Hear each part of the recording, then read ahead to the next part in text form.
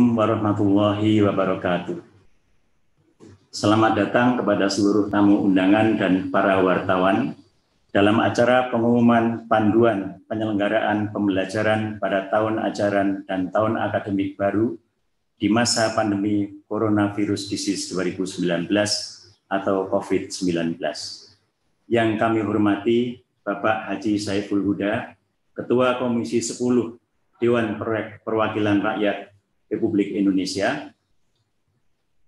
Yang kami hormati Mas Menteri Nadiem Anwar Makarim, Menteri Pendidikan dan Kebudayaan. Yang kami hormati Bapak Letjen TNI Doni Monardo, Kepala Badan Nasional Penanggulangan Bencana, selaku Ketua Pelaksana Gugus Tugas Percepatan Penanganan COVID-19 yang akan bergabung bersama kita nanti di sini. Yang kami hormati Bapak Letjen TNI Purnawirawan Dr. Terawan Agus Putranto, Menteri Kesehatan, Bapak Profesor Dr. Agus Sartono, Deputi Menteri Bidang Pendidikan dan Agama, Kementerian Koordinator PMK dan Kebudayaan, yang mewakili Menko PMK selaku Ketua Pengarah Gugus Tugas Percepatan Penanganan COVID-19, yang kami hormati Bapak Profesor Dr. Kamarudin Amin, Direktur Jenderal Pendidikan Islam, Kementerian Agama, mewakili Bapak Menteri Agama.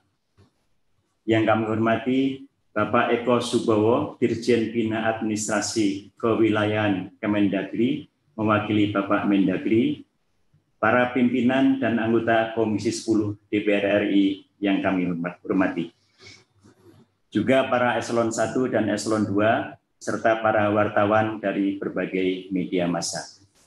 Bapak Ibu yang kami hormati, kesehatan dan keselamatan peserta didik, guru, tenaga kependidikan, keluarga, serta masyarakat menjadi prinsip dan pertimbangan utama pemerintah dalam mengambil kebijakan di bidang pendidikan selama masa pandemi COVID-19.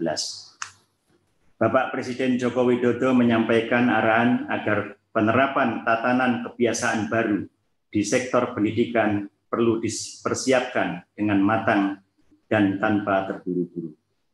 Sesaat lagi, masing-masing pimpinan kementerian dan lembaga terkait akan menyampaikan informasi tentang kebijakan pemerintah di sektor pendidikan di masa pandemi COVID-19. Selanjutnya, untuk kesempatan pertama, kami persilahkan Bapak Agus Sartono, mewakili Bapak Menko PMK untuk menyampaikan sambutan dan arahan. Kami persilahkan. Assalamualaikum warahmatullahi wabarakatuh. Yang saya hormati Ketua Komisi 10 DPR RI, yang saya hormati Bapak Mendikbud, Bapak Menteri Kesehatan, Bapak Kepala BNPB, Bapak Mendagri yang kami diwakili Pak Dirjen, kemudian Menteri Agama yang diwakili oleh Dirjen Pendis, dan seluruh peserta webinar yang saya hormati. Pertama-tama saya menyampaikan salam hangat dari Bapak Menko PMK, Bapak Profesor Dr. Muhajir Effendi. Sore hari ini tidak bisa hadir bergabung dalam acara yang baik ini dan menugaskan saya untuk menyampaikan beberapa hal sebagai berikut.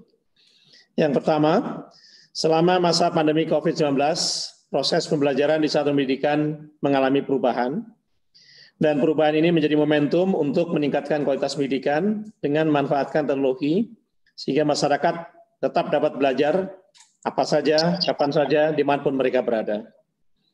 Pemerintah telah memutuskan bahwa tahun ajaran baru 2020-2021 tetap dimulai pada bulan Juli 2020,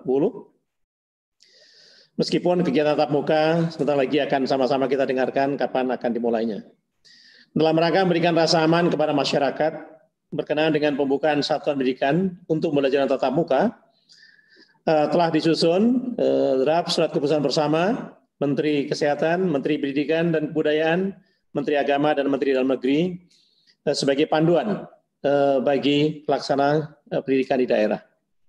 SKB ini merupakan panduan penyelenggaraan pembelajaran tahun ajaran baru di masa pandemi COVID-19 bagi satuan pendidikan formal dari jenjang pendidikan tinggi sampai dengan pendidikan asyik dini, pendidikan non formal, dan ada beberapa teknis terkait dengan pendidikan tinggi pesantren dan pendidikan keagamaan akan diatur lebih lanjut bersama Mendikbud dan Menak.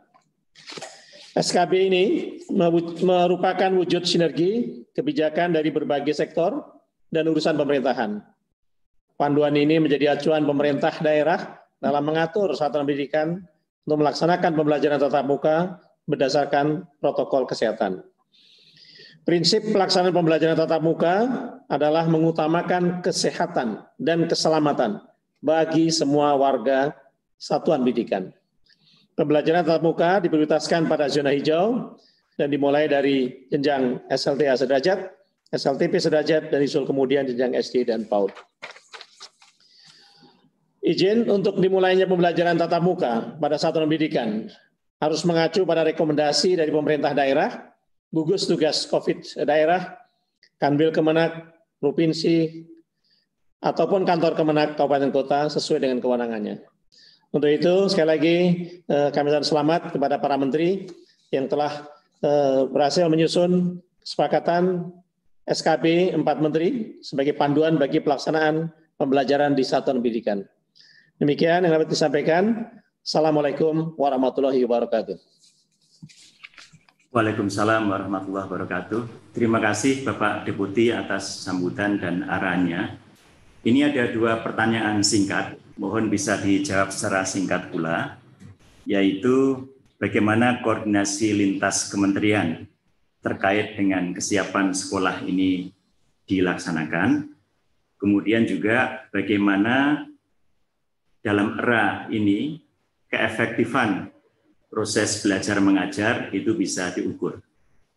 Silakan Pak Deputi untuk menjelaskan secara singkat saja.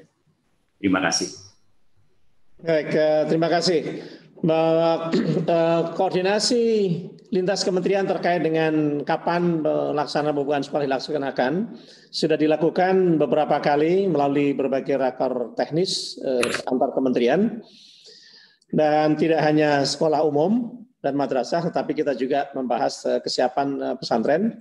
Dan tidak hanya itu juga kita melibatkan stakeholder yang terlibat di situ. Jadi koordinasi dilakukan secara kontinu ya, dan tentu saja di DPR juga ini melibatkan Komisi 10 yang saat ini hadir, Ketua Komisi 10, dan dalam waktu yang lain nanti Kementerian Agama akan koordinasi dengan Komisi 8 RI. Kemudian pertanyaan yang kedua, boleh ditayangkan, Pak Jen?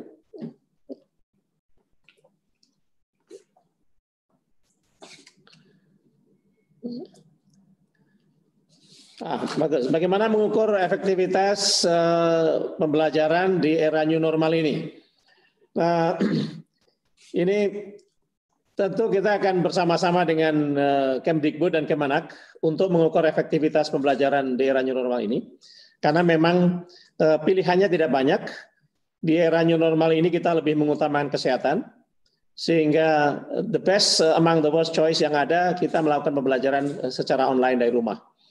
Ya, memang kita menyadari bahwa masih ada 46.000 lebih satuan pendidikan yang tidak mendapatkan area listrik dan internet, dan itu menjadi tantangan tersendiri bagi pemerintah daerah untuk di kemudian hari kita memastikan tidak ada lagi blank spot. Tentu dengan dikeluarkannya SKB ini nanti kita akan bersama-sama melihat bagaimana efektivitas pembelajaran di masa COVID-19 ini. Demikian Pak Sekjen.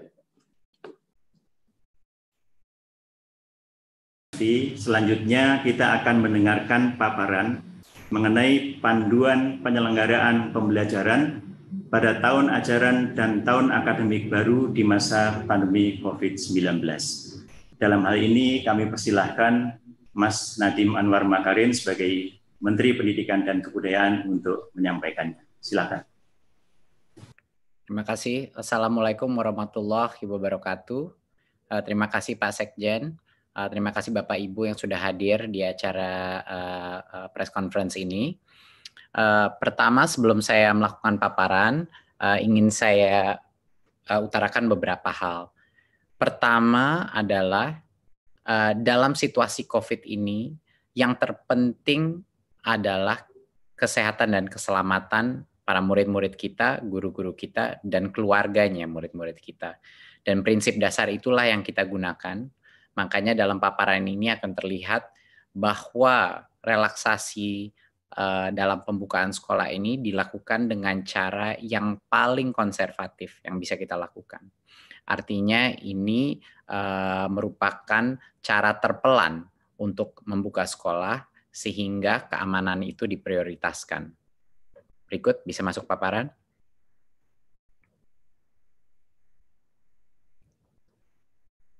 Ya, terima kasih. Berikutnya.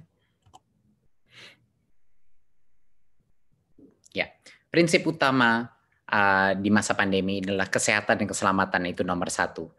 Memang banyak yang dikorbankan dengan adanya sekolah ini belajar dari rumah, banyak yang mungkin tidak kualitas pembelajaran ada yang dikorbankan, dan juga kualitas daripada semua pembelajaran daring pun tidak semuanya sama dan banyak sekali yang mengalami kesulitan. Tetapi di masa pandemi ini, di mana kita masih dalam krisis COVID-19, Kemendikbud mengambil sikap bahwa kesehatan dan keselamatan adalah yang utama. Dan itu akan terlihat dengan strategi kita ke depannya. Berikut. Ya, sekarang kita masuk kepada pendidikan anak usia dini, dasar, dan menengah. Rencana ke depannya. Seperti yang saya telah informasikan sebelumnya, tahun ajaran 2020 dan 2021 itu tidak berubah jadwalnya, tetap saja pada bulan Juli 2020, ya. Tapi jadwal itu tidak berdampak kepada metode apa pembelajaran yang ada, maupun daring ataupun tatap muka. Jadinya kami tidak mengubah kalender pembelajaran, tetapi kita telah mengambil keputusan di Kemendikbud untuk daerah dengan zona kuning, oranye, dan merah, yaitu zona-zona yang telah didesignasikan oleh gugus tugas yang punya resiko COVID dan penyebaran COVID, itu dilarang saat ini melakukan pembelajaran tatap muka di satuan pendidikan.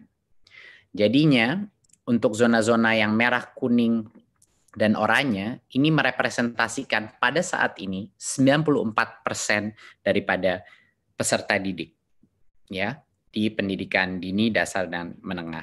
94% daripada peserta didik kita tidak diperkenankan untuk melakukan pembelajaran tatap muka. Jadinya masih belajar dari rumah. Ya.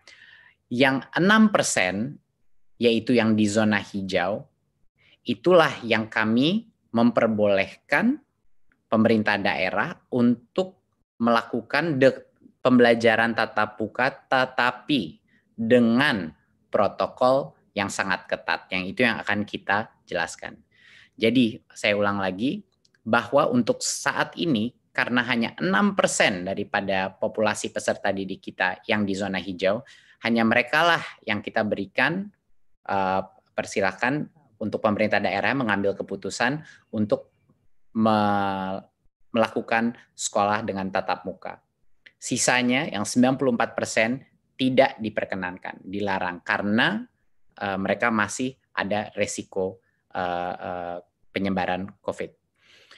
Berikutnya. Jadi bagaimana kriteria kita untuk memulai pembelajaran tatap muka? Tentunya dari seperti yang saya paparkan tadi, pertama harus zona hijau, dan itu penetapannya ada di gugus tugas, dan nanti akan diperjelaskan juga dengan kepala gugus tugas apa yang dimaksudkan zona hijau, kuning, dan oranye.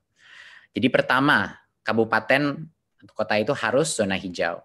Kedua, Pemda harus memberikan izin, jadi Pemdanya pun harus setuju. Dan yang ketiga, satuan pendidikan telah memenuhi, yaitu sekolahnya telah memenuhi semua checklist dan yang checklist daripada persiapan pembelajaran tatap muka. Pada saat ini semua tiga langkah pertama untuk kriteria pembukaan, sekolahnya boleh mulai pembelajaran tatap muka.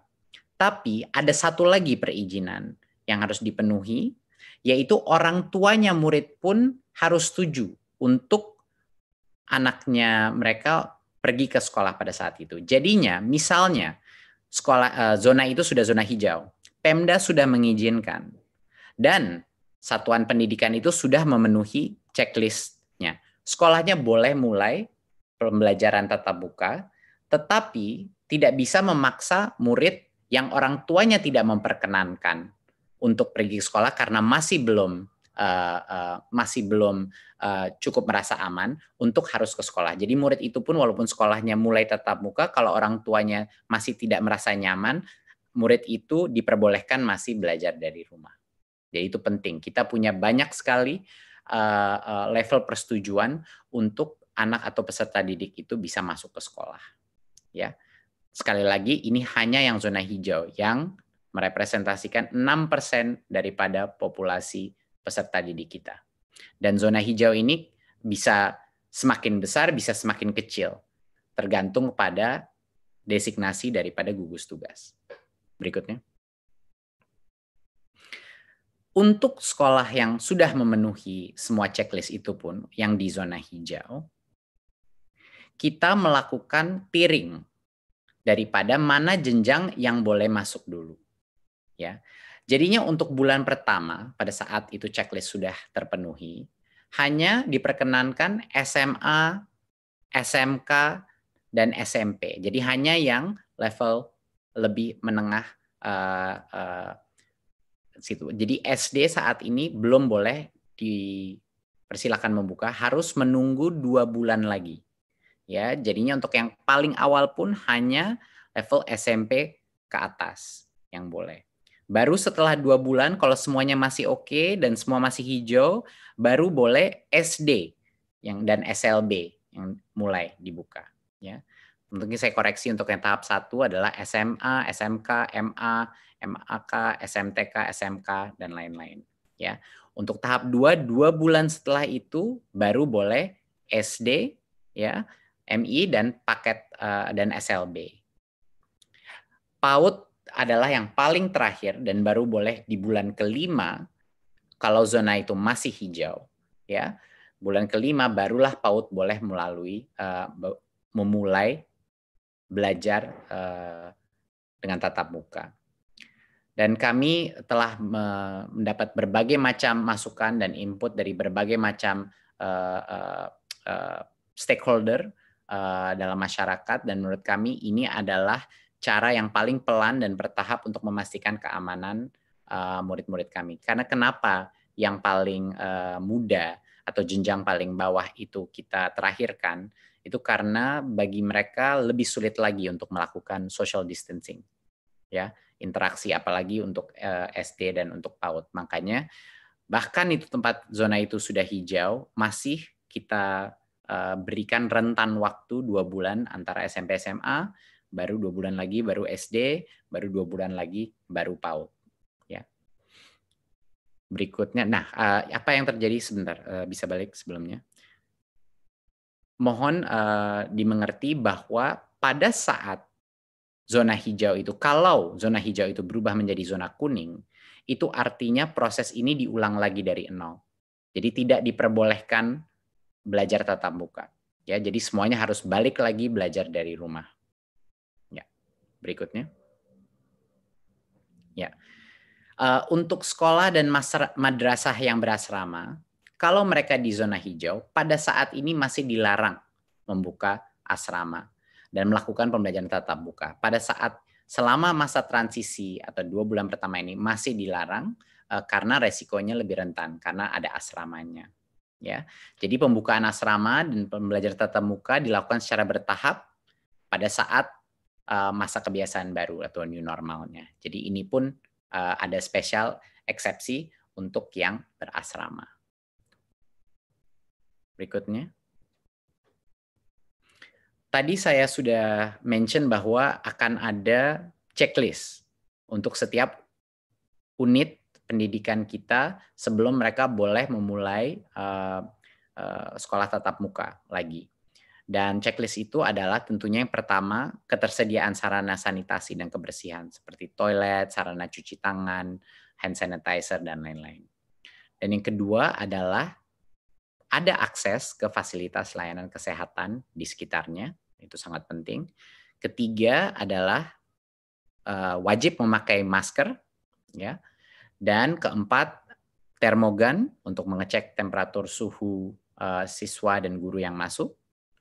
Dan yang kelima adalah beberapa aturan atau protokol kesehatan mengenai kalau ada peserta didik yang mungkin punya kondisi medis atau lagi sakit, itu tidak diperkenankan untuk masuk. Bahkan kalau keluarganya ada yang sakit atau flu, anak itu tidak diperkenankan masuk.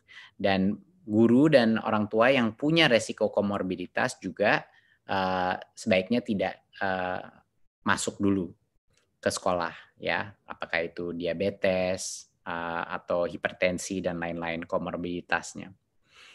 Ya. Dan yang terakhir adalah checklist yang terakhir, harus ada kesepakatan dengan Komite Satuan Pendidikan, ya, untuk melakukan pembelajaran tatap muka. Jadinya harus ada komunitas persetujuan musyawarah bahwa sekolah itu terbuka. Dan itu akan kita masukkan sebagai bagian dari checklist ini. Jadinya banyak sekali checklistnya untuk bisa memulai pembelajaran tatap muka. Protokol ini sesuai dengan protokol kesehatan yang kami dapatkan dari Kemenkes, dan kami bekerja sama dengan Kemenkes untuk memastikan protokol kesehatan ini sudah align atau dengan arah yang sama dengan standar Kementerian Kesehatan. Dan kami juga ingin memastikan bahwa satuan pendidikan ini melakukan persiapan dengan Dinas Pendidikan dan Kanwil kantor Kemenak juga, ya, di masing-masing. Walaupun mereka belum zona hijau, tapi sebaiknya untuk mengerti protokol ini dan untuk preparasi sebaiknya dimulai dari sekarang untuk berkoordinasi untuk persiapannya. Berikut. Ya. Jadi salah satu hal yang terpenting tadi kita sudah mention mengenai masa transisi. Jadinya pada saat itu sekolah, misalnya di bulan Juli di zona yang hijau di satu kabupaten ingin memulai, dia sudah semua checklist sudah terpenuhi dan dia memulai pembelajaran tatap muka. Tapi tidak bisa normal dulu. Selama 2 bulan pertama dia buka, ada berbagai macam restriksi yang kita akan lakukan. Yang terpenting adalah dalam kondisi kelasnya. Yang tadinya peserta didik rata-rata itu 28-30 anak per kelas, untuk 2 bulan pertama maksimal 18 peserta didik per kelas. Ini untuk pendidikan dasar dan menengah. Ya, jadinya sekitar kapasitasnya setengah atau 50%, sekitar 50% daripada kapasitas normal. Jadi secara otomatis sekolah ini yang melalui masa transisi ini harus melakukan proses shifting, ya, harus ada shifting. Dan kami memberikan kebebasan bagi unit pendidikan untuk menentukan seperti apa mau shiftingnya, per harian, per mingguan, angkatan kelas atau apa. Tapi dipastikan bahwa hanya boleh maksimal di dalam kelas 18 peserta didik untuk pendidikan dasar dan menengah. Dan untuk SLB jaga jarak minimum 1,5 meter. Itu 1,5 meter adalah suatu social distancing aturan untuk semua jenjangnya, ya. Tapi untuk SLB maksimal 5 peserta didik per kelas. Dan PAUD jaga jarak 3 meter dan maksimal 5 peserta didik per kelas. Itu pun pada saat kalau PAUD kan masih sampai tercepat pun baru 5 bulan dari sekarang di zona yang hijau. Dan jadwal pembelajarannya seperti yang saya sudah bilang tadi, itu ditentukan oleh masing-masing satuan pendidikan sesuai dengan situasi dan kebutuhannya. Ya, jadi walaupun masuk sekolah kapasitas pun dibagi, ya, jadi sekitar 50% kapasitas yang diperbolehkan masuk. Dan ini selama 2 bulan pertama. Ya, baru setelah 2 bulan masih hijau, tidak ada masalah, sudah benar-benar mengenal protokol yang baru boleh new normal, di mana lebih banyak peserta yang boleh masuk sekolah. Berikutnya. Oke. Tentunya ada beberapa lagi, tentunya menggunakan masker itu masih pada saat masa transisi dan akan dilanjutkan pada saat masa new normal, bahkan setelah 2 bulan pun masih harus. dan juga kondisi-kondisi lain seperti komorbiditas dan kriteria kesehatan, protokol kesehatan dari Kemenkes semuanya harus dijaga. Berikutnya. Berikut. Ya. Pada saat masa transisi ini, semua aktivitas di mana anak-anak itu bercampur, berinteraksi antara kelas, itu tidak diperbolehkan. Jadi selama masa transisi ini, hanya boleh masuk ke kelas langsung pulang. Jadinya aktivitas seperti kantin, di mana anak-anak dari berbagai macam kelas berkumpul, itu tidak diperkenankan selama 2 bulan pertama. Juga kegiatan olahraga dan ekstrakurikuler itu belum diperbolehkan selama masa transisi. Ya, dan aktivitas-aktivitas lain, kegiatan belajar mengajar seperti KBM itu belum diperbolehkan pada saat masa transisi. Jadi esensinya adalah prinsipnya apapun aktivitas-aktivitas yang perkumpulan sifatnya atau yang mencampur antara satu kelas dan kelas lain itu belum diperbolehkan dalam masa transisi ini. Berikut. Ya. Jadi selama masa COVID ini, kami di Kemendikbud, ini adalah suatu kebijakan yang telah kita keluarkan sebelumnya, tapi ini sekedar mengingatkan, bahwa kami sudah membuka seluruh dana BOS untuk semua kebutuhan protokol kesehatan seperti cairan, sabun pembersih, pembasmi kuman, dan lain-lain. Dan untuk pembelajaran jarak jauh pun juga bisa dipergunakan untuk beli kuota, paket data, baik buat guru maupun peserta didik. Dari sisi pembayaran honor pun yang sebelumnya ada berbagai macam restriksi, ya kami telah merelaksasi penggunaan honor dari BOS juga untuk menggunakan pembayaran guru honorer yang tercatat di Dapodik, ya, yang tadinya butuh NUPTK, sekarang tidak butuh NUPTK untuk menerima karena dalam kondisi krisis ini harus diberikan fleksibilitas karena kesejahteraan guru, terutama di situasi di mana ekonomi ini sangat menurun, ini sangat penting, ya. Dan juga yang tadinya ada batas 50% daripada dana BOS bisa digunakan untuk pembayaran honor, ketentuan itu pada saat masa COVID ini kita lepas. Jadinya boleh lebih dari 50% untuk dibayar untuk honor karena situasi ekonomi juga. Berikutnya.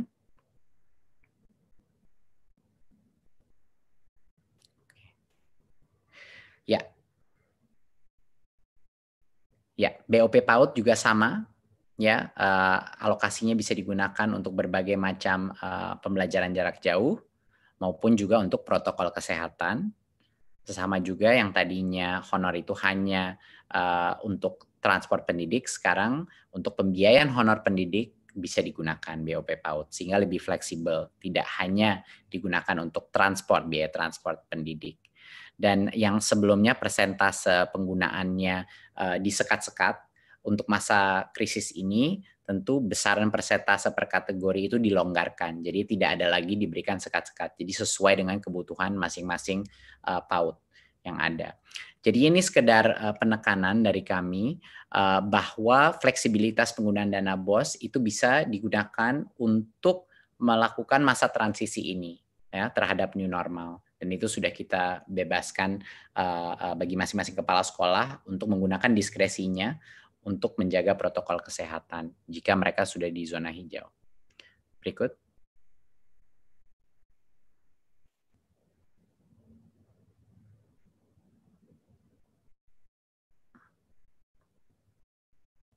Oke. Sedikit mengenai pendidikan tinggi. Berikut. Ya.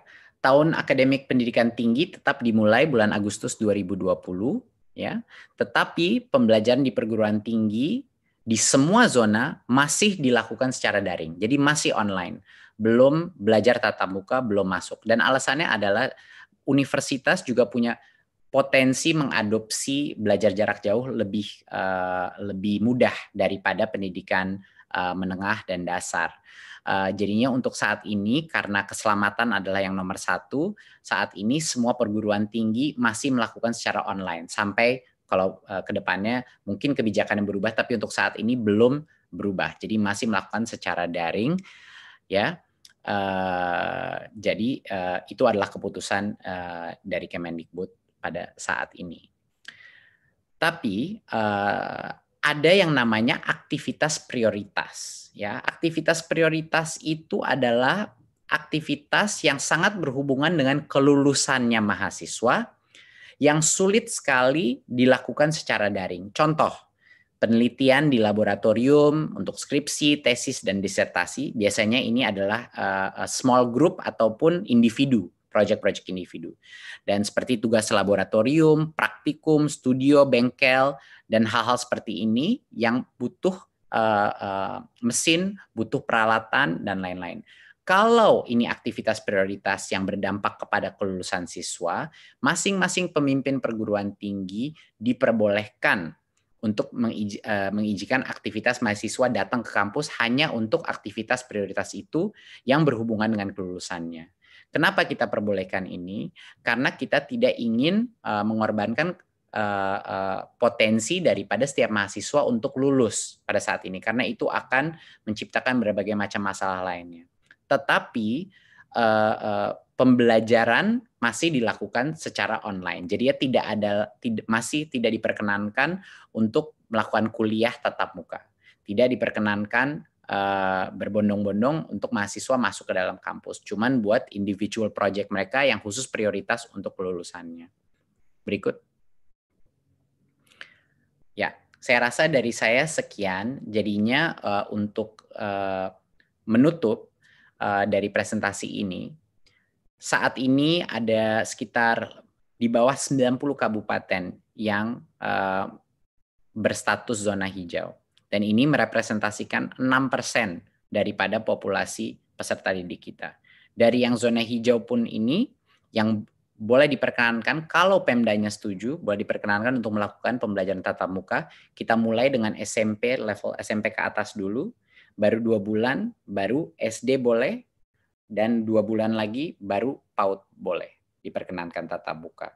Itu pun dengan protokol masa transisi di mana kapasitas perharinya itu dalam kelas dikurangi secara dramatis. Ya, jadinya pada saat zona hijau itu, kalau zona hijau itu berubah menjadi kuning, berarti ulang lagi dari awal, dibubarkan lagi, dan semua belajar dari rumah lagi.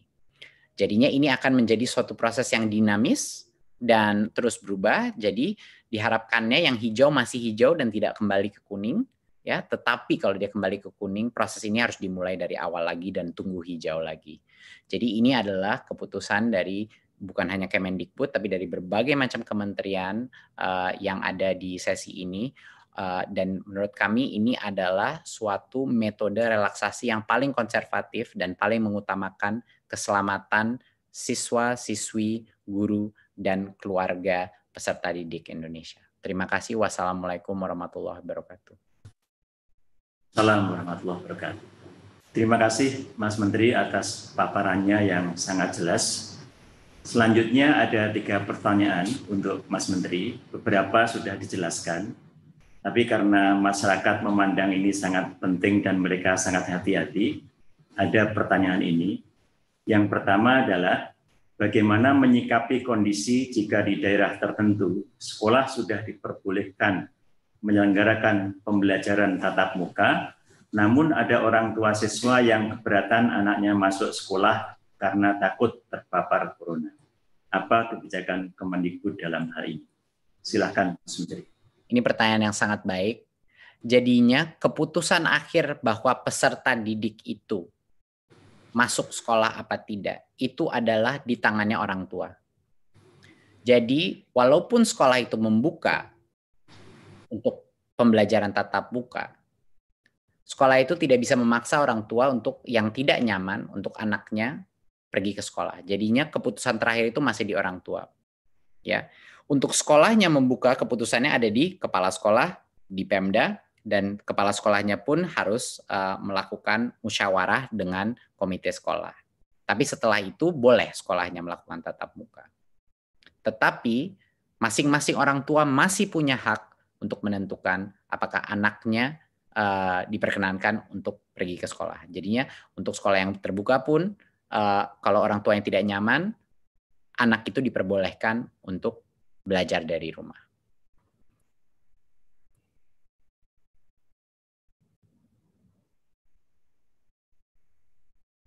Di daerah zona hijau, apakah ada bantuan ke sekolah-sekolah untuk biaya menyiapkan sarana dan prasarana untuk melaksanakan protokol kesehatan, terutama di daerah yang kondisi perekonomian masyarakatnya menengah ke bawah?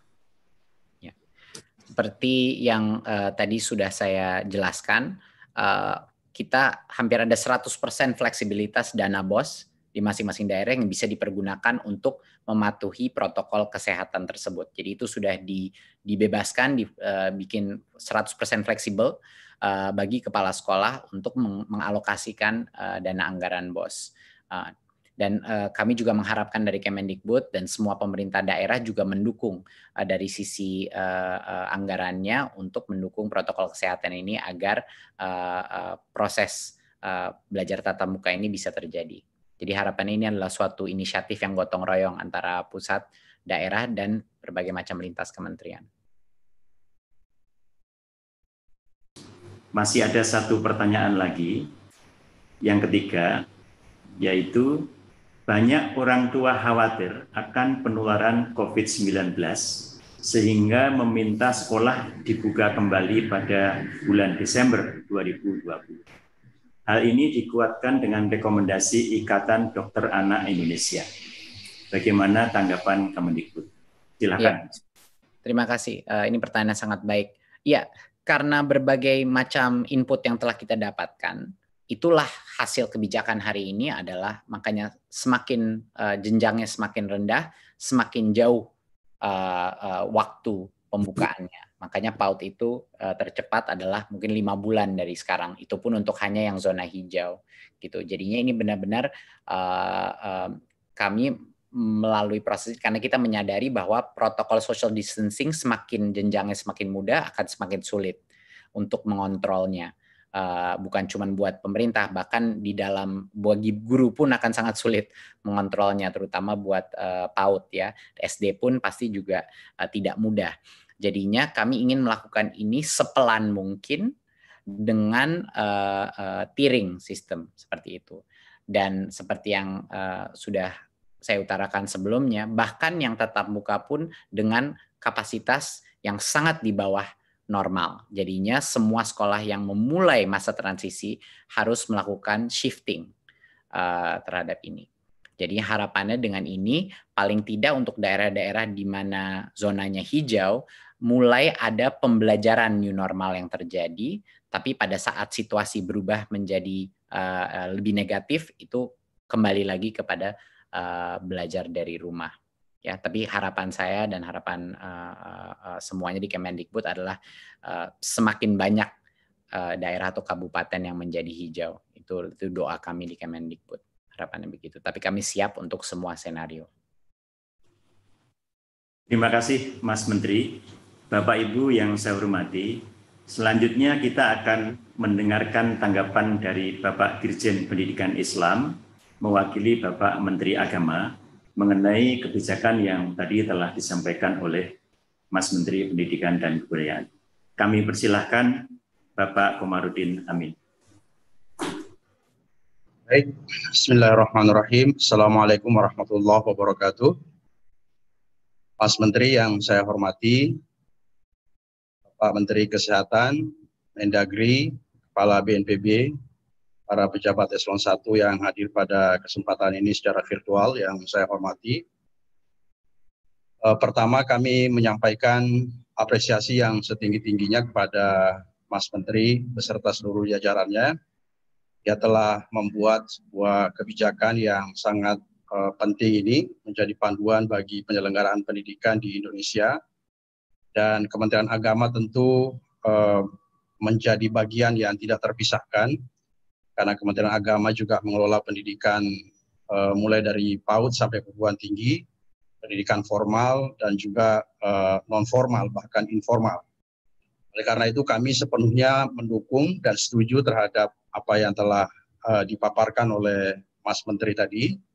terkait dengan pendidikan madrasah khususnya, karena karakter pendidikan madrasah dan sekolah saya kira sama saja, tidak ada perbedaannya. Oleh karena itu kebijakan untuk pendidikan madrasah sama dengan kebijakan sekolah, karena ini juga hasil rumusan bersama, hasil diskusi panjang yang juga sangat intensif antara kita bersama, antara Kementerian Dikbud dan juga Kementerian Agama. Oleh karena itu kami fully support terhadap kebijakan ini.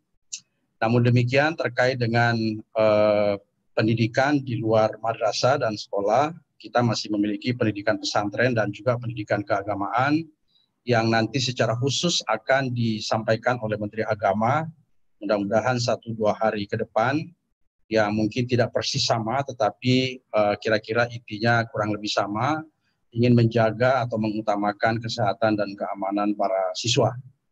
Karena itu, terima kasih sekali lagi, salam hormat dari Menteri Agama kepada Mas Menteri dan kepada seluruh jajarannya, dan juga Pak Prof. Agus Sartono, Deputi PMK, atas kerjasama, atas kerja keras yang telah menghasilkan sesuatu yang sangat penting untuk menjadi panduan kita bersama. Sekali lagi Pak Sekjen, terima kasih. Insya Allah mudah-mudahan ini kebijakan yang tepat dan bermanfaat untuk pendidikan Indonesia di masa pandemi. Terima kasih. Assalamualaikum warahmatullahi wabarakatuh.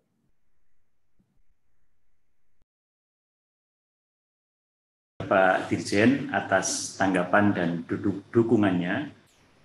Kemudian karena memang masyarakat melihat kebijakan ini sangat penting, ada 2 pertanyaan untuk Bapak Dirjen atau Kementerian Agama. Satu adalah bagaimana teknis pelaksanaan protokol kesehatan di pesantren maupun madrasah, dan bagaimana kesiapan dalam memasuki tahun ajaran baru 2020. Silakan Pak Dirjen. Ya, terkait dengan pesantren, sekali lagi saya sampaikan bahwa akan disampaikan secara resmi oleh Bapak Menteri Agama 1-2 hari ke depan, insya Allah. Dan sebelumnya saya kira saya perlu menyampaikan bahwa pesantren kita memang ada yang memulangkan santrinya dan ada yang tidak memulangkan santrinya, yang berada di pondok pesantren yang jumlahnya juga sangat signifikan, sehingga mereka tentu tetap melaksanakan pembelajaran sekarang ini, tetapi protokol kesehatan harus dilaksanakan. Oleh karena itu, kami tetap melaksanakan pendidikan di pesantren bagi mereka yang sudah berada di pesantren dan tidak memulangkan santrinya. Terkait dengan pendidikan madrasah, saya kira sama persis dengan apa yang tadi disampaikan, dipaparkan oleh Pak Menteri, bahwa protokol kesehatan harus menjadi prioritas utama kita. Dan juga harus mendapat dukungan dari Pemda tentunya, dari gugus COVID.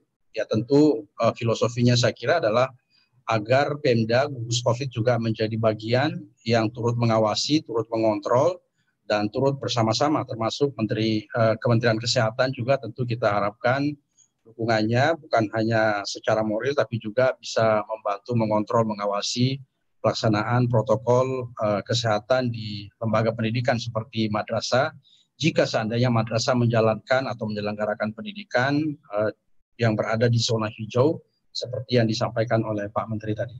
Demikian Pak Sekjen.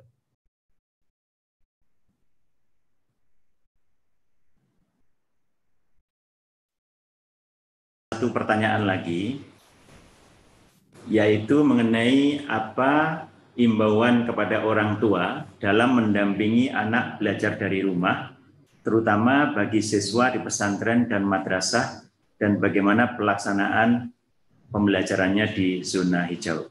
Silakan Pak Dirjen. Ya, kepada santri yang sedang berada di pondok dan tidak pulang ke rumah dan tetap mengikuti pembelajaran sebagaimana biasanya, tentu kami berharap, kami menghimbau kepada penyelenggara pendidikan pesantren, kepada santri-santri juga, agar terus mengutamakan keselamatan dan kesehatan, agar terus menjaga protokol 19, agar terus menjaga kebersihan dan membiasakan hidup sehat. Saya kira ini pesan yang harus kita sama-sama sampaikan kepada seluruh masyarakat kita. Kepada santri-santri dan kepada siswa-siswi madrasah dan pondok pesantren yang sedang berada di rumah, ya kami menghimbau agar orang tua berpartisipasi, terlibat engage dalam membina, mengarahkan anak-anak kita.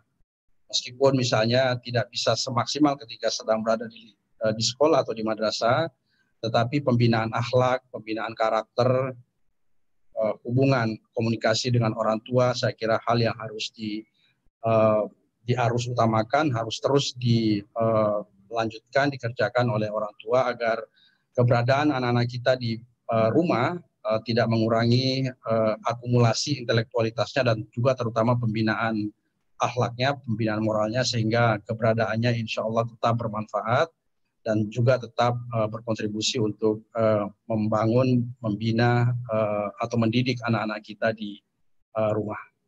Terima kasih Pak Sekjen. Terima kasih Bapak Dirjen. Bapak Ibu peserta webinar yang saya hormati, kita melihat bahwa aspek kesehatan adalah terpenting. Oleh karena itu berikutnya kita akan mendengarkan penjelasan dan arahan dari Bapak Menteri Kesehatan. Dan untuk itu kami persilahkan Bapak Menteri Kesehatan, Bapak Agus Putranto untuk menyampaikan penjelasannya.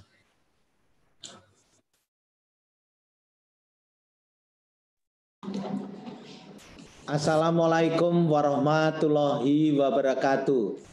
Waalaikumsalam warahmatullahi wabarakatuh. Selamat sore, salam sejahtera buat kita semua. Salam, Om Swastiastu, Namo Buddhaya, salam kebajikan.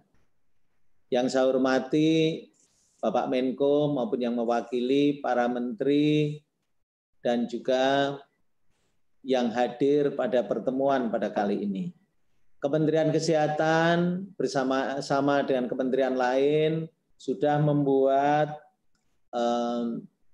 protokol-protokol dan khususnya bersama Menteri Pendidikan dan Menteri Agama, kami secara teknis dan secara konsultatif sudah membuat protokolnya.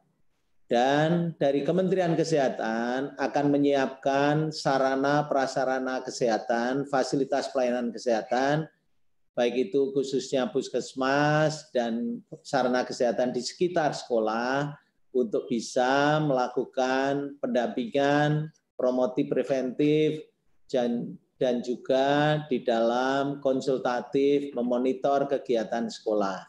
Itu akan kami lakukan terus-menerus dan mudah-mudahan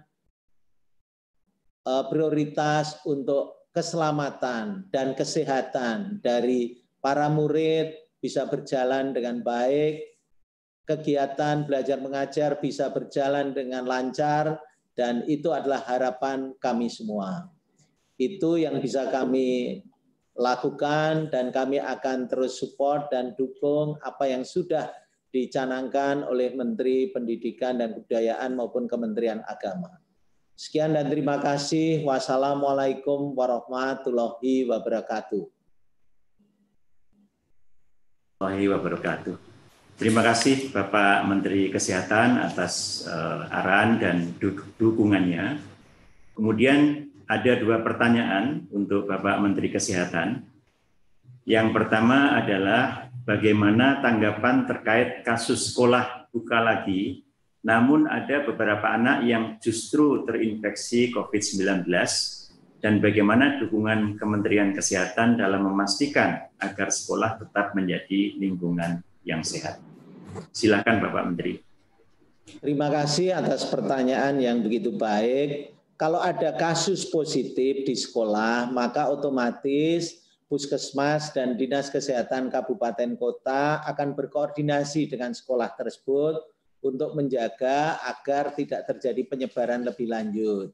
Dan aktivitas sekolah akan dihentikan dulu sementara dan juga terus dilakukan tracing pada anak yang sakit tersebut. Dan tracing itu bisa ditelusuri dari lingkungan anak tersebut maupun juga di lingkungan sekolahnya. Dan untuk sekolah nanti di kemudian hari dibuka atau tidak, nanti mengikuti prosedur tatanan tata kelola yang sudah ditetapkan oleh tadi Menteri Pendidikan dan Kebudayaan. Kami akan terus memantau sehingga sekolah itu betul-betul menjadi hijau, tidak ada kasus lagi, dan bisa dibuka sehingga berjalannya pendidikan bisa lancar, namun keselamatan dan kesehatan para murid menjadi prioritas utama kami. Terima kasih. Terima kasih Bapak Menteri Kesehatan. Ini masih ada satu pertanyaan lagi, yaitu jika sekolah dibuka di daerah zona hijau, apakah ada bantuan dari Kementerian Kesehatan ke sekolah-sekolah dalam melaksanakan protokol kesehatan? Silakan. Kami di dalam dukungan terhadap protokol kesehatan jelas melalui fasilitas pelayanan kesehatan di sekitar sekolah yang kami surati dan kami himbau atau kami perintahkan untuk bisa melakukan pendampingan terhadap sekolah-sekolah yang buka, melakukan promotif dan preventif, sehingga kegiatan belajar mengajar di sekolah tersebut dipastikan berlangsung dengan aman, lancar, sehat, dan selamat. Itu yang bisa kami lakukan. Terima kasih.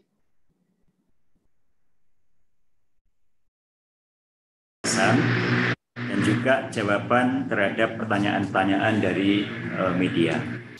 Bapak Ibu yang saya hormati, selanjutnya kita akan mendengarkan penjelasan dan tanggapan dari Menteri Dalam Negeri yang dalam hal ini akan diwakili oleh Bapak Dirjen Administrasi Kewilayahan Kementerian Dalam Negeri. Untuk itu saya persilahkan Bapak Eko Subowo. Silakan Bapak Dirjen. Baik, terima kasih. Assalamualaikum warahmatullahi wabarakatuh. Waalaikumsalam. Yang kami hormati Bapak Menko atau yang diwakili, yang kami hormati Bapak Mendikbud, Bapak Menteri Kesehatan, Kemenak, serta Bapak Ibu sekalian yang berkenan bergabung di acara ini dan yang memonitor lewat live streaming. Pertama-tama kami menyambut baik atas diterbitkannya surat keputusan bersama oleh Menteri Pendidikan dan Kebudayaan, Menteri Agama, Menteri Kesehatan, dan Menteri Dalam Negeri terkait dengan panduan penyelenggaraan pembelajaran pendidikan pada tahun ajaran dan tahun akademik baru di masa pandemi COVID-19.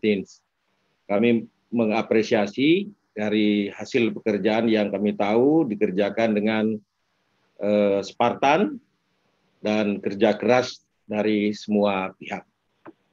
Kemudian Bapak Ibu sekalian yang kami hormati, kami perlu menyampaikan bahwa pemberlakuan daripada pedoman ini sangat bergantung kepada kondisi dan kriteria di tiap zona yang ditentukan.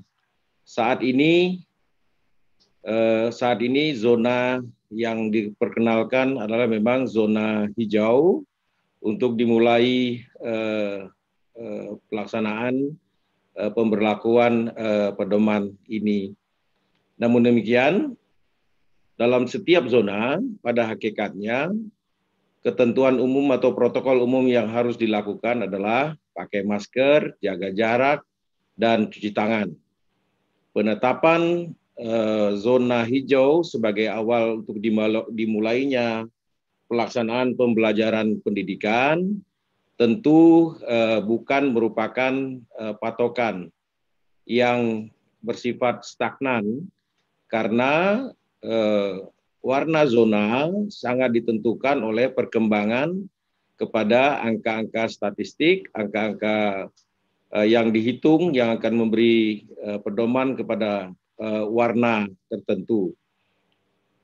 Warna pada setiap zona akan mudah sekali berubah-ubah tergantung kepada angka-angka yang berhasil dihitung. Oleh karenanya kami meminta kepada pemerintah daerah untuk terus memonitor, mengevaluasi perubahan-perubahan dari indikator-indikator yang menyebabkan warna menjadi berubah. Oleh karenanya nanti di dalam pelaksanaannya kita akan mendapati perubahan warna yang seketika. Oleh karenanya perubahan warna yang seketika ini sudah barang tentu akan diikuti dengan pemberlakuan protokol selanjutnya. Oleh karenanya tentu harus selalu pelaksana pendidikan terus berkoordinasi dengan gugus tugas setempat, memperhatikan angka-angka evaluasi di setiap minggu, tiap 2 minggu atau periode tertentu, sehingga proses belajar mengajar di zona hijau yang awal ini akan dijalankan, dapat terus dijalankan dengan berkoordinasi yang ketat. Dalam hal ini, kolaborasi dari semua pihak yang terlibat dalam proses pembelajaran ini menjadi kata-kata penting yang untuk diperhatikan. Bapak Ibu sekalian yang saya hormati, pendekatan daerah nanti akan sangat spesifik. Walaupun dalam suasana atau dalam kesamaan warna, misalnya hijau, namun karakteristik daerah juga akan sangat menentukan. Sebagai contoh, daerah urban, daerah rural atau daerah pedesaan, kepulauan, dan sebagainya, ini tentu perbedaan-perbedaan yang harus diidentifikasi oleh tiap-tiap daerah, yang kemudian nanti akan diperlakukan secara spesifik berdasarkan karakteristik daerah-daerah di mana pendidikan itu akan dijalankan. Pendekatan yang sesuai dengan karakteristik ini juga akan menentukan kesuksesan daripada pelaksanaan yang penyelenggaraan pendidikan yang akan dijalankan. Oleh karenanya, pemerintah daerah sudah waktunya untuk melakukan simulasi-simulasi pada setiap tahapan pendidikan, karena tiap zona tadi yang dijelaskan oleh Menkes ada 2 bulan, tentu cukup bagi Pemda memiliki waktu untuk melakukan simulasi-simulasi, sehingga dengan simulasi yang kita lakukan, maka protokol-protokol yang disiapkan ini dapat berjalan dengan lancar. Kementerian Dalam Negeri juga akan terus memonitor perkembangan serta mengasistensi kepada pemerintahan daerah.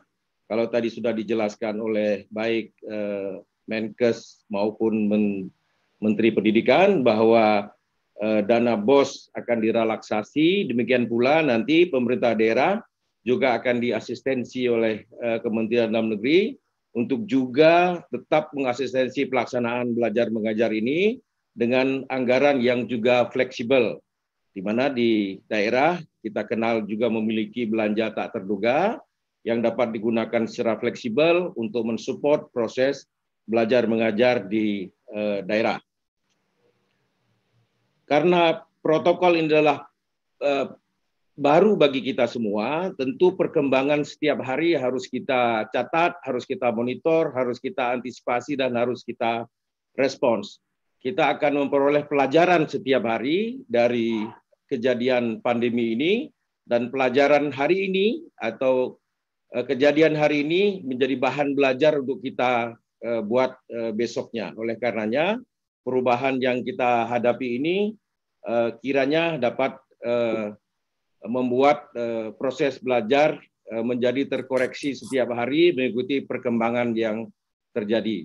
Oleh karenanya perkembangan yang cepat harus bisa diantisipasi oleh pemerintah daerah, terutama juga oleh penyelenggara pendidikan di tiap-tiap daerah. Bapak Ibu sekalian yang kami hormati, untuk menutup tanggapan ini kami akan menyampaikan seperti puisi ya untuk mengapresiasi kerja bersama ini, yaitu anak usia dini cenderung tidak mengetahui, anak usia tinggi kadang tidak peduli. Sosialisasi menjadi kata kunci. Ketidaktahuan membahayakan diri, ketidakpedulian membahayakan orang lain. Pengaturan telah kita beri, namun tetap butuh asistensi. Konsultasi bisa dilakukan setiap hari. Kalau tidak percaya diri, tentu jangan memaksa diri. Semuanya membutuhkan kata kunci, yaitu kolaborasi. Mungkin kita tidak akan bisa berlari, tapi paling tidak kita tidak pernah berhenti. Terima kasih. Assalamualaikum warahmatullahi wabarakatuh. Waalaikumsalam warahmatullahi wabarakatuh. Terima kasih Bapak Dirjen atas tanggapan, dukungan, dan penjelasannya, serta khususnya terhadap pantun yang dibacakan. Selanjutnya ada 2 pertanyaan untuk Bapak jelaskan. Pertama adalah bagaimana skenario untuk memastikan protokol kesehatan dapat berjalan baik dengan melibatkan agen masyarakat seperti Posyandu, dan bagaimana koordinasi pemerintah pusat dan daerah dalam memastikan protokol kesehatan ini diterapkan. Silakan Bapak Dirjen. Baik. Yang pertama, kami akan meminta seluruh komponen yang ada di masyarakat, bukan saja komponen formal yang ada di penyelenggaraan pemerintahan, tapi juga lembaga-lembaga non-formal untuk bekerja sama dalam rangka memonitoring proses belajar mengajar di masa pandemi ini. Kita akan meminta Posyandu untuk bekerja, kemudian juga ada UKS untuk bekerja, kami juga akan nanti meminta kepada PKK untuk membantu, termasuk juga Dharma Wanita, kita akan juga membantu, serta bekerja sama dengan seluruh relawan yang saat ini sudah terdaftar banyak sekali untuk membantu di sektor pendidikan. Untuk penegakannya juga kami nanti akan memerintahkan kepada Satuan Polisi Pamung Praja untuk terus memberikan penegakan hukum, serta sektor-sektor lain yang memungkinkan membantu dalam proses belajar ini. Kami akan membuka hotline di Kementerian Dalam Negeri untuk menjawab soal-soal yang akan dikemukakan oleh pemerintahan daerah, sehingga soal-soal yang ada di pemerintahan daerah ini tidak tersimpan lama, tapi langsung mendapat respon yang cepat, sehingga pembelajaran menjadi tidak terganggu. Kira-kira demikian. Terima kasih Bapak Dirjen. Kemudian ada 1 pertanyaan lagi, yaitu apa dukungan yang diberikan Kementerian Dalam Negeri dalam menjembatani ke pemerintah daerah, khususnya dalam mempersiapkan sekolah-sekolah di daerah memasuki era kebiasaan baru atau new normal. Silakan Bapak Dirjen. Ya, di samping surat atau keputusan bersama ini menjadi pegangan yang utama, kami nanti juga akan mengeluarkan beberapa petunjuk teknis yang sekiranya diperlukan oleh pemerintahan daerah untuk memperlancar pelaksanaan bagi beberapa ketentuan yang dirasa belum cukup. Namun jika dirasa cukup, nanti kami akan membantu mengasistensi pelaksanaannya. Di samping itu juga, kami akan menggelontorkan kira-kira 2.000-an video yang merupakan protokol kesehatan yang telah dihimpun oleh Kementerian Dalam Negeri melalui lomba inovasi kegiatan adaptasi dengan tatanan baru, di mana sudah terkumpul 2.000-an video, dan ribuan video ini menjadi alat belajar yang efektif. Daripada membaca pedoman yang cukup tebal, barangkali untuk beberapa pihak, menonton video 1-2 menit, barangkali akan memberikan gambaran bagaimana tatanan baru ini kita laksanakan, dan apa yang harus kita jalankan, dan apa juga yang harus kita hindarkan. Mudah-mudahan ribuan video yang nanti akan kita gelontorkan ini dapat membantu memberikan pemahaman yang cukup bagi masyarakat, sehingga proses kehidupan baru dalam tatanan baru ini dapat berlancar dengan lancar dan kita terhindar dari mara bahaya. Terima kasih. Bapak Dirjen atas jawaban-jawaban, kemudian juga paparan serta dukungannya. Mohon maaf tadi ada sedikit mengenai nama, jadi terima kasih Pak Dr. Safrizal ZA atas paparan dan dukungan dari Kementerian Dalam Negeri. Bapak Ibu peserta webinar yang saya hormati, selanjutnya kita akan mendengarkan paparan dari Bapak Kepala BNPB selaku Ketua Pelaksana Gugus Tugas Percepatan Penanganan COVID-19. Untuk itu kami persilahkan Bapak Lejen Doni Monardo. Kami persilahkan. Terima kasih Pak Sesjen. Assalamualaikum warahmatullahi wabarakatuh. Waalaikumsalam warahmatullahi wabarakatuh. Dan salam sejahtera untuk kita semuanya. Menjelang maghrib, kami langsung saja. Yang saya hormati Pak Menteri Pendidikan dan Kebudayaan, Bapak Menteri Kesehatan, Pak Sesjen, dan yang mewakili kementerian dan lembaga. Tadi sudah sangat panjang lebar dan sangat detail yang disampaikan oleh Bapak Menteri Nadiem Makarim. Dan menurut kami dari gugus tugas, langkah-langkah yang telah disiapkan oleh Kementerian Pendidikan dan Kebudayaan adalah sebuah langkah yang selama ini memang menjadi penekanan Bapak Presiden Jokowi, yaitu harus penuh kehati-hatian. Dan semuanya harus diperhitungkan dengan seksama, dengan kematangan yang sangat komprehensif, sehingga kita bisa mengantisipasi segala risiko yang mungkin akan ditimbulkan. Kami pada dasarnya sudah sangat sependapat dengan langkah-langkah yang telah disusun oleh Kementerian Pendidikan dan Kebudayaan. Dan tentunya ini tidak bisa kerja secara satu dua kelembagaan, tetapi butuh kerjasama dengan semua komponen baik pusat maupun daerah.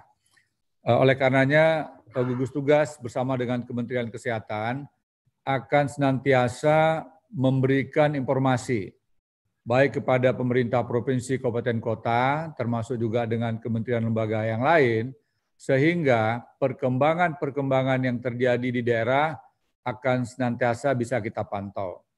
Nah, tadi sudah disampaikan oleh Bapak Safrizal dari Kementerian Dalam Negeri tentang aturan dalam menilai atau memberikan kriteria warna. Ya, jadi ada 3 bidang yang harus kita nilai, dan ini sudah menjadi persyaratan dari WHO dan juga sudah disetujui oleh perwakilan dari seluruh provinsi, terutama dari Dinas Kesehatan Provinsi, termasuk juga dari pakar epidemiologi, dari perguruan tinggi, dari pengamat, dan khususnya dari Kementerian Kesehatan, yaitu harus memenuhi dasar-dasar epidemiologi, kemudian juga memenuhi data surveillance kesehatan masyarakat, dan juga tentunya sistem pelayanan kesehatan. Ada 15 kriteria yang ini bisa dilihat sendiri oleh Bapak Ibu sekalian, yang tetap menjadi acuan dari gugus tugas, yang mana dalam hal ini dihitung, dievaluasi, dianalisa oleh tim pakar yang dipimpin oleh Profesor Wiku Adhisa Smito. Bagi Bapak Ibu sekalian yang mungkin masih memerlukan informasi terkait dengan data-data ini, bisa setiap saat menghubungi Profesor Wiku Adhisa Smito bersama timnya. Kemudian 15 kriteria ini nantinya akan ditemukan angkanya, sehingga tiap-tiap angka ini akan mencerminkan warnanya. Ya, kalau risikonya tinggi, berarti angkanya rendah. Artinya apa? Tidak atau belum memenuhinya semua persyaratan yang diharapkan, baik oleh WHO maupun dari Kementerian Kesehatan. Kemudian ada zona risiko sedang yang warnanya orange. Ya, kemudian zona risiko rendah warnanya kuning, dan zona tidak terdampak. Nah, bisa saja warna ini mengalami perubahan setiap saat, tergantung dari perkembangan dan dinamika yang terjadi. Untuk zona hijau, sejauh ini kita katakan tidak ada dampak.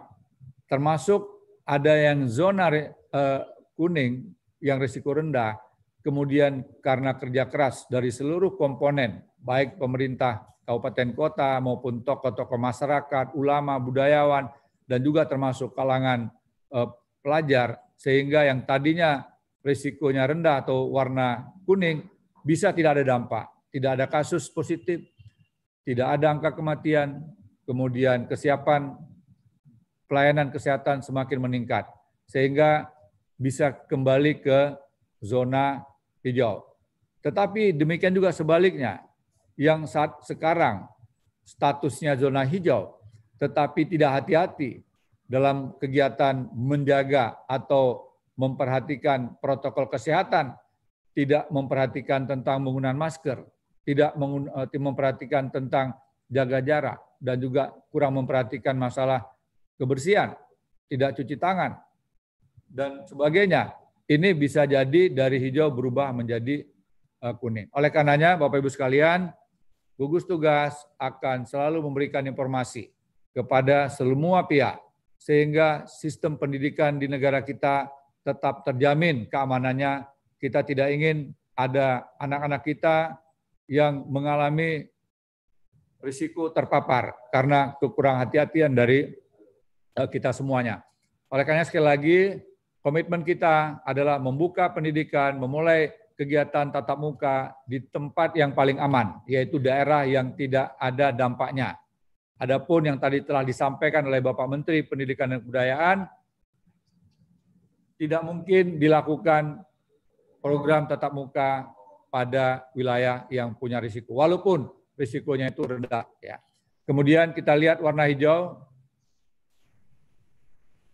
sekarang ini ada 92 kabupaten kota, tetapi data ini adalah data pada tanggal 7 Juni yang lalu.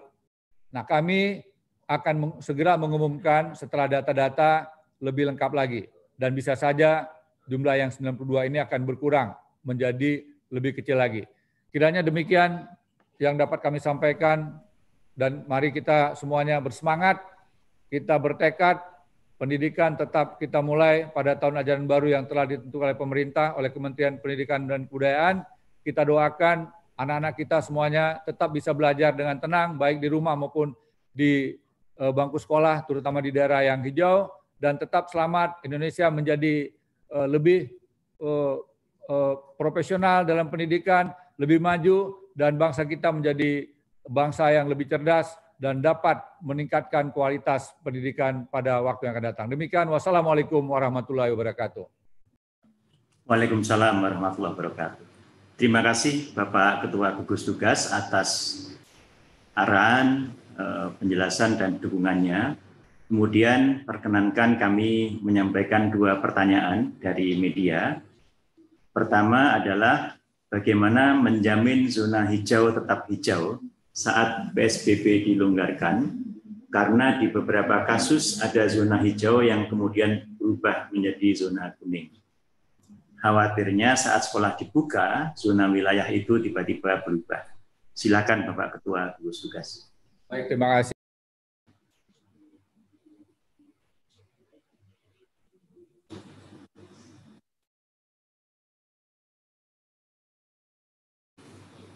Mute ya. Dan ini perlu kita berikan apresiasi. Mudah-mudahan jumlah 92 ini tidak berkurang menjadi lebih rendah lagi. Ini bukan kerja 1-2 pihak, tetapi ini kerja bersama, gotong royong. Selama seluruh masyarakat bisa meningkatkan disiplin untuk taat kepada protokol kesehatan, maka zona hijau akan tetap bertahan. Tetapi manakala upaya-upaya untuk meningkatkan disiplin mengalami pengendoran, bisa jadi zona hijau berubah menjadi zona kuning. Sekali lagi, Pak Sekjen, potensi untuk kembali ke zona dari kuning ke hijau pun bukanlah pekerjaan yang mudah. Oleh karenanya, kerja keras, kemudian kerjasama sangat penting. Kunci dari keberhasilan untuk mempertahankan zona hijau adalah yang pertama disiplin kepada protokol kesehatan, yang kedua disiplin kepada protokol kesehatan, dan yang ketiga disiplin kepada protokol kesehatan. Demikian Pak Sekjen.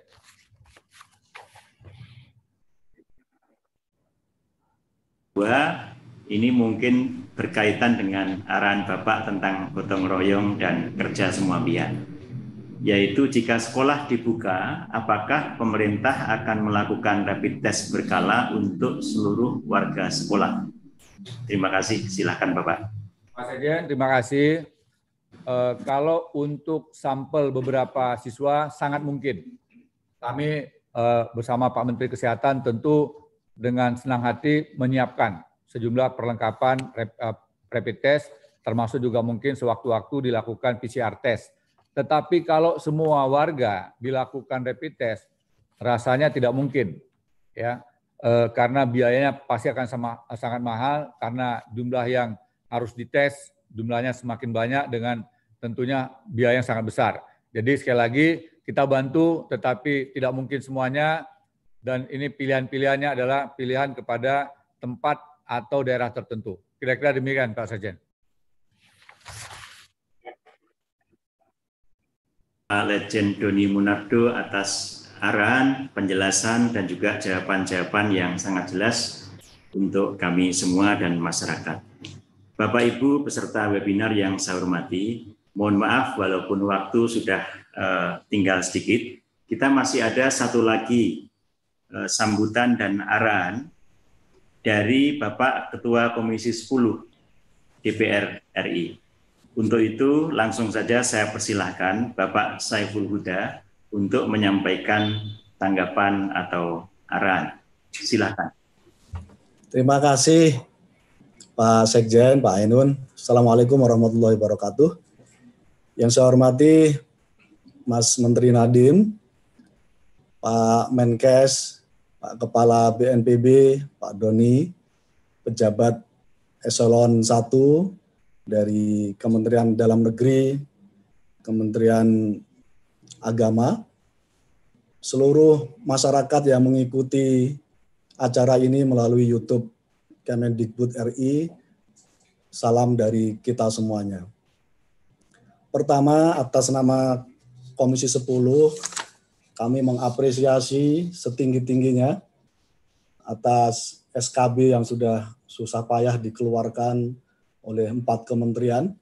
Semoga ini bisa berkontribusi bagi kebaikan kita, khususnya dunia pendidikan dalam menghadapi masa pandemi COVID-19 ini.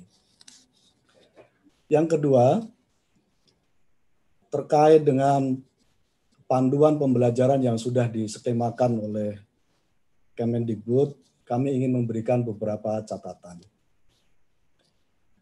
Dalam panduan pembelajaran ini belum memuat secara detail menyangkut soal bagaimana kurikulum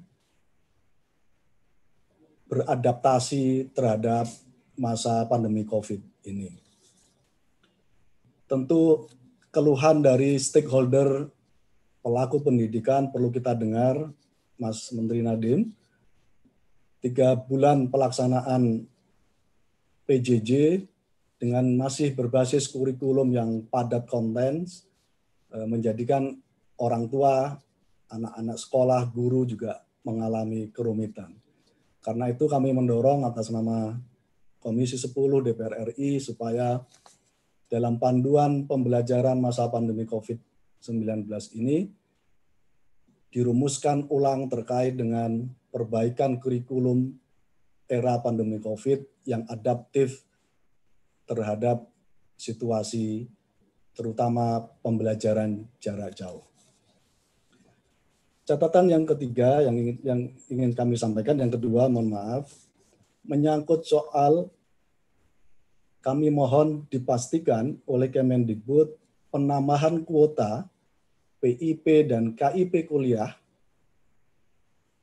pada tahun 2020 dan 2021 supaya anak-anak muda Indonesia dapat mengenyam pendidikan secara baik, dapat belajar baik di tingkat SD, SMP, dan SMK, dan SMA, dan termasuk anak-anak muda Indonesia bisa berkuliah.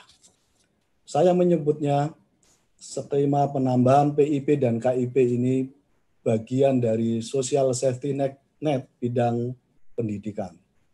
Karena itu, kita akan dorong supaya penambahan kuota PIP dan KIP kuliah bisa terlaksana pada tahun 2020 dan 2021. Catatan kami yang ketiga, Bapak Ibu sekalian yang saya hormati, kami ingin memastikan kembali terkait dengan relaksasi UKT. Kami minta supaya ini bisa terlaksana dan terimplementasi dengan baik, terkait dengan relaksasi, peringanan, bahkan penurunan UKT, uang kuliah tunggal ini betul-betul bisa terlaksana di setiap kampus seluruh Indonesia. Karena itu kami mendorong supaya Kemendikbud membuat task force khusus untuk secara berkala melakukan supervisi, evaluasi terhadap kampus-kampus yang belum secara maksimal melaksanakan relaksasi terhadap UKT ini. Bapak Ibu yang saya hormati, yang keempat, kami mendorong supaya Kemendikbud punya peta kebutuhan pendidikan di masing-masing daerah. peta kebutuhan pendidikan ini menyangkut soal berapa banyak sekolah yang belum mempunyai infrastruktur terhadap akses internet, sementara pelaksanaan pembelajaran jarak jauh harus tetap dilaksanakan. Peta kebutuhan pendidikan yang kedua menyangkut soal berapa banyak sekolah yang tadi juga dipertanyakan oleh masyarakat yang belum mampu mengadakan alat-alat kesehatan dalam rangka untuk menerapkan protokol kesehatan di sekolah-sekolah yang masuk pada zona hijau, yang pada konteks ini dana BOS tidak dimungkinkan untuk dipakai dalam pengadaan alat-alat kesehatan dalam melaksanakan protokol kesehatan. Catatan kami yang kelima, Bapak Ibu yang saya hormati, ini menyangkut soal bantuan terhadap sekolah dan kampus yang ketika mengalami pandemi COVID ini tidak bisa melaksanakan penyelenggaraan pendidikan belajar PJJ. Banyak sekolah swasta dan kampus swasta yang kolaps karena menghadapi pandemi COVID ini. Di luar skema BOS, kami berharap ada kebijakan khusus dari Kemendikbud termasuk berkolaborasi maksimal terhadap Pemda-Pemda untuk memberikan uluran tangan terhadap sekolah-sekolah swasta dan kampus-kampus swasta yang mengalami kolaps menghadapi pandemi COVID ini. Yang terakhir, catatan kami mendorong supaya Kemendikbud secara reguler, secara proaktif, terus melakukan koordinasi, konsolidasi, dan kolaborasi dengan pemerintah daerah melalui Dinas Pendidikan tingkat provinsi dan tingkat kabupaten. Karena Dinas Pendidikan inilah yang mempunyai otoritas dan fungsi terkait dengan penyelenggaraan pendidikan di daerah. Saya merasa seluruh panduan pembelajaran yang tadi sudah disampaikan oleh Mas Menteri Nadiem baru akan terlaksana dengan baik ketika dinas bisa menyelenggarakan secara maksimal konsolidasinya dengan sekolah-sekolah yang ada di daerah masing-masing. Baik SD, SMP, SMA, Madrasah Ibtidaiyah, Madrasah Tsanawiyah, dan Madrasah Aliyah. Demikian Bapak Ibu sekalian yang bisa kami sampaikan. Sekali lagi, semoga catatan dari Komisi 10 DPR RI ini menjadi bagian dari utuh dari panduan pembelajaran di masa-masa yang akan datang. Assalamualaikum warahmatullahi wabarakatuh. Waalaikumsalam warahmatullahi wabarakatuh. Terima kasih Bapak Ketua Komisi 10 DPR RI atas catatan-catatan dan masukan-masukannya yang baik. Selanjutnya ada 2 pertanyaan.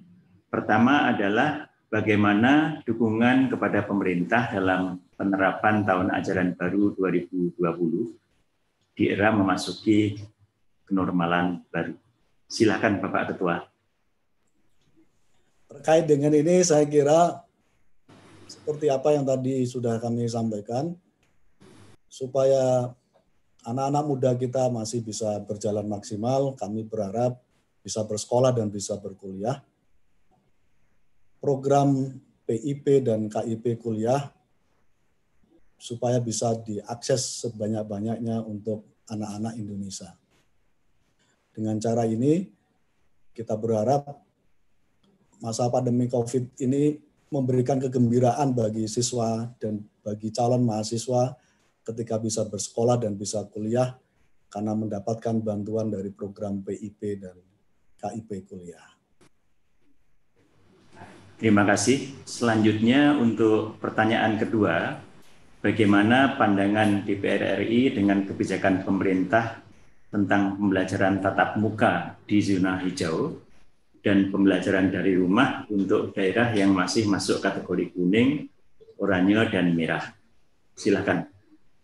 Kami mendukung sepenuhnya apa yang tadi sudah ditetapkan oleh SKB 4 Menteri ini menjadi bagian utuh dari sikap Komisi 10 DPR RI. Bahwa Di zona hijau kita izinkan untuk terlaksananya pendidikan tatap muka. Untuk zona merah, kuning, orange, supaya tetap dilaksanakan pembelajaran di rumah.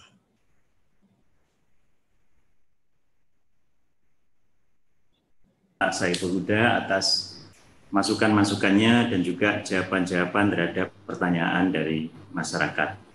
Bapak-bapak dan ibu-ibu peserta webinar yang saya hormati, dengan demikian kita telah menyelesaikan semua acara.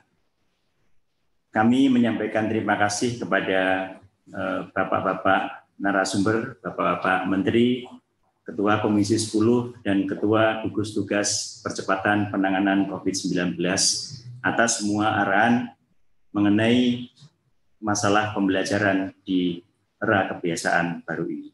Semoga kita semua sehat dan segera dapat menyelesaikan masalah COVID-19.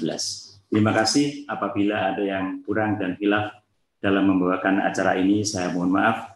Wassalamualaikum warahmatullahi wabarakatuh.